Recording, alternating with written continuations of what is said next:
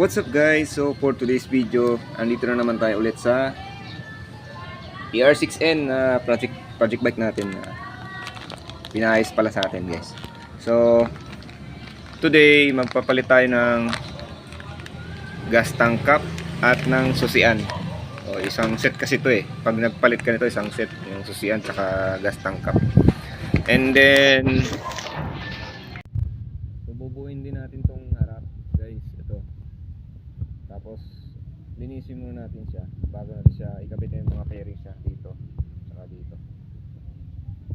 So ayan, ito yung gas tank, dito natin ilalagay yon. Tapos yung ignition key, ayan, papalitan natin yan.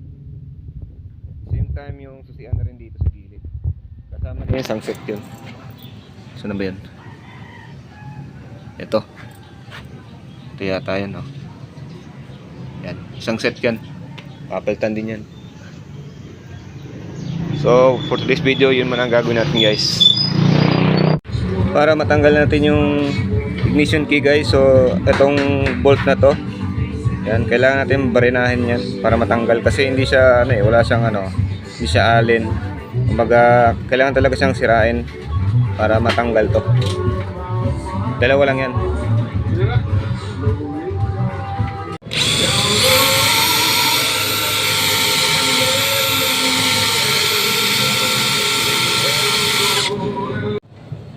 So yun guys, at natanggal na natin tong casing ng ignition key. So kailangan natin tanggalin yan para kailangan natin barinahan para matanggal yung head niya. Kasi nakita nyo kanina, wala siyang hindi siya allen, hindi siya kumbaga for destruction talaga siya para matanggal. So papalitan lang natin yan ng ordinary na bolt, allen siguro.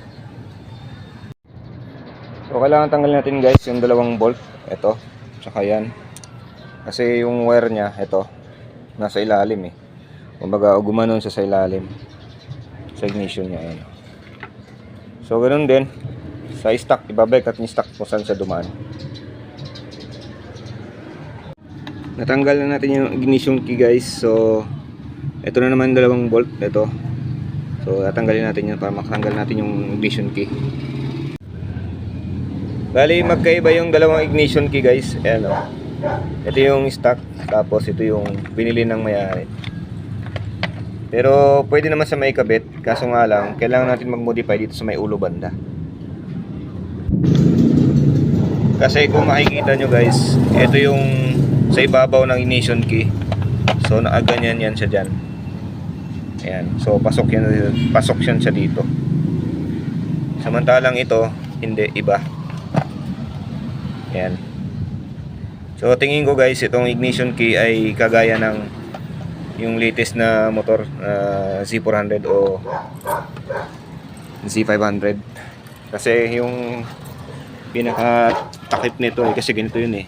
Ayan, ito yung nasa ibabaw niya. And almost kapareha siya nitong sa may Z400. Ayan. Magkaiba lang yung design niya. Pero ganun na ganun yan guys. Kapareho ng pang Z400. Sa mga latest model na to. Sa luma, iba. Ayan yung niya, pinakaibabaw ng ignition key. Ito kasi nakakabito dito eh. Ganyan siya. So gagawin natin guys, i-modify natin to. Kakatingan lang natin to dito para mailagay ito. Kasi kasama to kasama to sa binili niyang isang set to eh. Yan. Sa fuel tank cap. Tsaka parang may sira na rin to eh.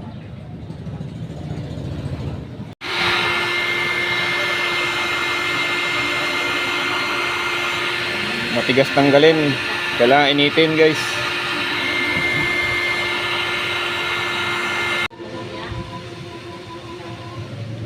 So ayan, malambot na. Meron kasing thread lock eh. Ayan guys, so bumili tayo ng bolt pamalit dito sa binaklas natin na bolt kanina para dito. Kapitan Nalinis na natin yung airbox guys, tapos yung air filter na bago at nailagay na natin dyan. So bago natin siya ilagay dito, tinanggal ko muna yung spark plug at inspection ko muna. Ayan. So yung mixture niya is lean, maitim. Ayan. Hindi siya sunog. So linisin natin to guys. So ayun guys, at naikabit na natin yung airbox.